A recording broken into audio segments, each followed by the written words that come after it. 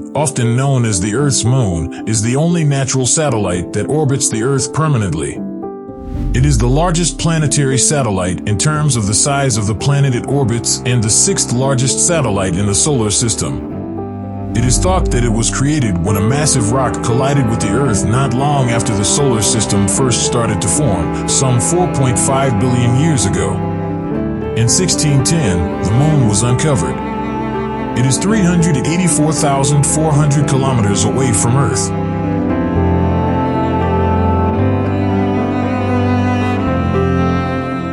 The moon started with a violent collision. According to Robert Massey, Deputy Executive Director of the Royal Astronomical Society, the prevalent theory is that the moon was formed in a violent event between the proto-Earth, an early-stage Earth that was much bigger than it is now, and an object, named Theia, around the size of Mars. The moon was created from debris that was launched into space. Recent studies appear to demonstrate that the moon is composed of crustal material from the early Earth. The impact, which is referred to as the giant impact hypothesis, is thought to have taken place 4.5 billion years ago and would have been 100 million times more massive than the event that wiped off the dinosaurs. It formerly seemed considerably larger. According to Massey, the moon began off about 10 times closer to the Earth than it is now. Imagine seeing the moon 10 times larger when gazing up at the night sky. According to computer calculations, the moon may have even been 12 to 19 times closer than it is now, at a distance of roughly 20,000 to 30,000 kilometers as opposed to 384,000 kilometers. And it keeps on revolving. The moon gets 3.78 centimeters further away each year due to a transfer of energy from the rotation and tidal bulges of the Earth. That's about the same rate as the growth of your fingernails. Moon dust has a powdery odor. When the Apollo astronauts entered their lunar modules, they discovered that their suits were covered in dust from the moon's surface, according to Massey. Harrison Jack Schmitt, an astronaut on the Apollo 17 mission, compared the scent to that of gunpowder. Some astronauts experienced a form of lunar hay fever because of the dust. It took days for the congestion and sneezing to go away. Massey continues, the fortunate thing is there is no breeze to blow it about. Surface heat levels reach boiling. According to Massey, the moon has no protective atmosphere, therefore the surface suffers severe temperatures, from extremely cold on the far side, which is called the night, to overboiling on the near side, which is called the sunny. The temperature of the moon can range from 123 degrees Celsius to minus 233 degrees Celsius, according to NASA. Its typical surface temperature ranges from minus 153 degrees Celsius at night to 107 degrees Celsius during the day. These craters hold the key to space history. According to Massey, the moon's abundance of craters makes it possible to study the solar system's natural history because it is not shielded from meteorites by an atmosphere.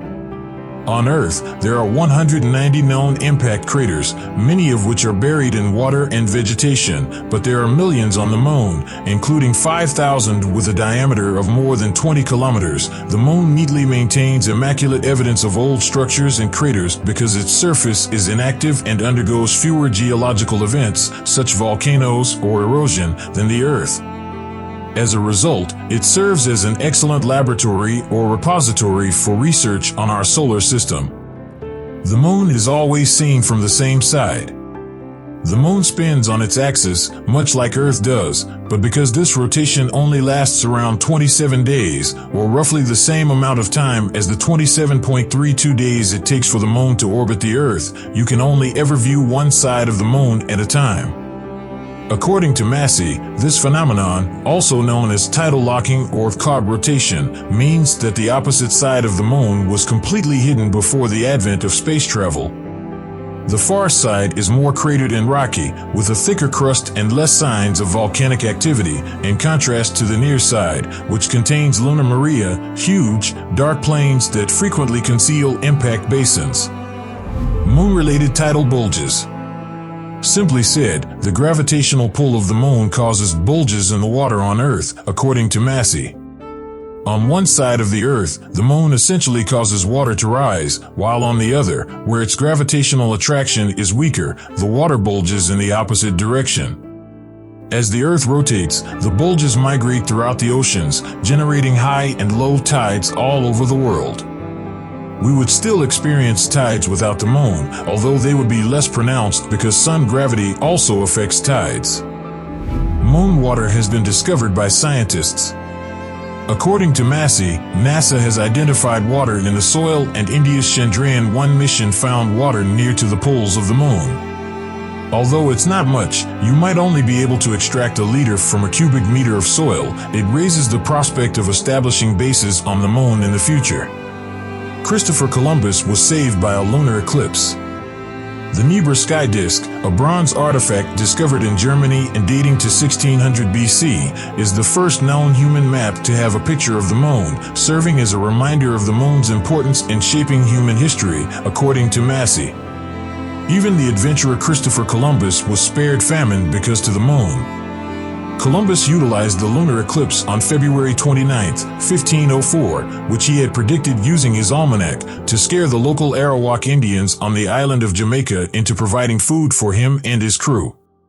The Arawaks came hurrying from every direction to the ships filled with provisions with great weeping and lamentation, according to his son Ferdinand, upon seeing the eclipse. Lunar bases are approaching. Although it will be centuries before there are many humans living on the moon, Massey believes that soon there may be scientific bases there, much like the Antarctic research stations. By the end of the 2020s, NASA wants to send astronauts back to the moon. According to planetary scientists, a colony may serve a variety of purposes, from enhancing the hunt for organic stuff to erecting a radio telescope insulated from Earth to better listen for extraterrestrial communications.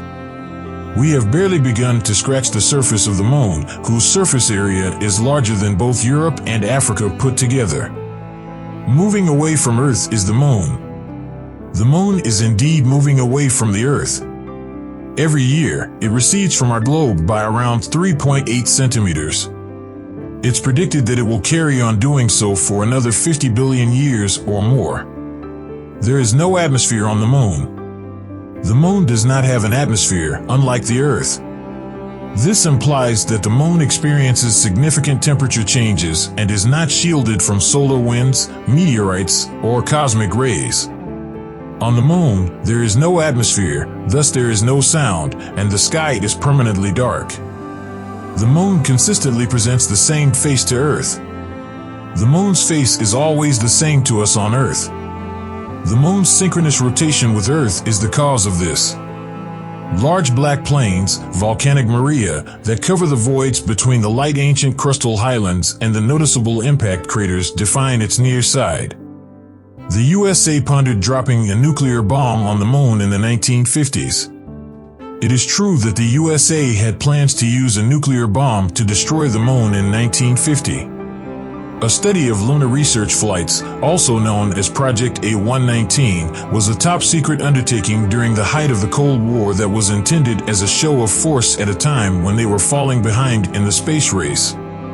Only 12 individuals have ever set foot on the moon. In human history, just 12 individuals have set foot on the moon. It began with Neil Armstrong's participation in the Apollo 11 mission in 1969 and finished with Gene Cernan's participation in the Apollo 17 mission in 1972. It's interesting to note that all 12 of the individuals were Americans. Actually, the moon's surface is dark. Although it seems extraordinarily bright when contrasted to the night sky, its reflectivity is only slightly higher than that of cracked asphalt. The ocean tides, body tides, and the modest lengthening of the day are all caused by its gravitational pull. When a rock collided with Earth, it created the moon. The moon was produced, according to the most widely accepted theory, when a rock the size of Mars collided with Earth not long after the solar system started to develop 4.5 billion years ago. Together with the tides, the moon moves the Earth. Everyone is aware that the sun and the moon work together to influence the tides in our oceans and seas on Earth. However, much as it does with water, the moon's orbit around the Earth causes a tide of rock to rise and fall. Although the effect is not as dramatic as it is with the seas, it is nevertheless measurable since each tide causes the solid surface of the Earth to move by several centimeters.